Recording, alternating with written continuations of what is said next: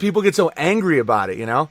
If you don't know where your feet are planted, you can be manipulated. You could be pushed and spun around in space, and you could be turned around, and you could be lied to about anything. That's why I think this is the most important topic. Yeah, and I think it's important also because it's a brainwashing tactic of giving over your free will to an authority. It does not look like you're on a spinning ball. There's no evidence with your eyes or hands or ears or anything that you're on a spinning ball. So to accept that worldview means that you're putting another entity above yourself when it comes to discernment. And once you do that, then they got you. Not everybody can be a robot polisher. A lot of people want to be slaves because it alleviates them from thought, from responsibility, from anything. If you look out and you're like, this does not look like a spinning ball, and then some asshole says, no, we're on a spinning ball, and you say, okay, you're smarter than me, I will give you authority over me, that's a brainwashing tactic. If someone takes that deal, then it is mental slavery. It's so preposterous to think that you're on a spinning ball. The force has a very strong effect on the weak-minded. At this point, you at least should have some reprehension for science, like some modicum of like, you sure?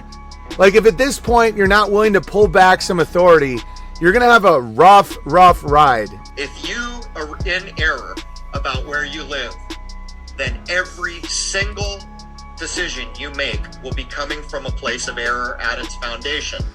You have no solid foundation to make any decision about anything. You are spinning in imaginary space. I have met some of the most logical, information-filled, expanded minds in my life that are still convinced that we are on a ball. Whatever layout we're talking about, the flat earth, multiple ponds, more continents, whatever, that's all scientifically, physically possible versus the impossibleness of being a rock surrounded by water, surrounded by air, adjacent to a void, flying through infinite space. That's retarded. Sorry. Yeah, it's the more you look at it, the more retarded it is. Well, I mean, I used to be in the religion of science without realizing it because I didn't know it was a religion. If God made a spinning ball in a vacuum, it wouldn't say fixed and not moving. Dude, read the Bible. Scripture says that the earth is fixed and not moving. How do you then say that means it's a spinning ball despite every discernment? A spinning ball is the definition of not fixed and moving. It can't be the opposite of that.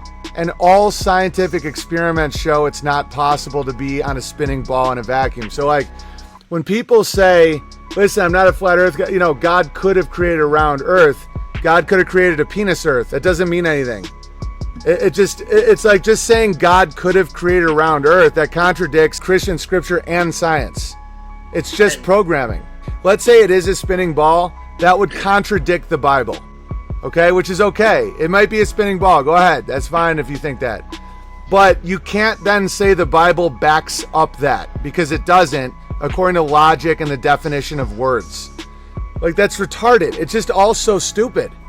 The programming in the indoctrination camps is so insane. It's all complete and total nonsense. It's the polar opposite. Scientism. These like diehard Christians that are arguing against flat earth, I'm like, listen, you can believe what you want, man. I'm not gonna call you dumb or crazy, but you're gonna think it. Well, I think it when they're really angry about it. That's when I'm like, you're a piece of I think they're pieces of shit. I swear to God.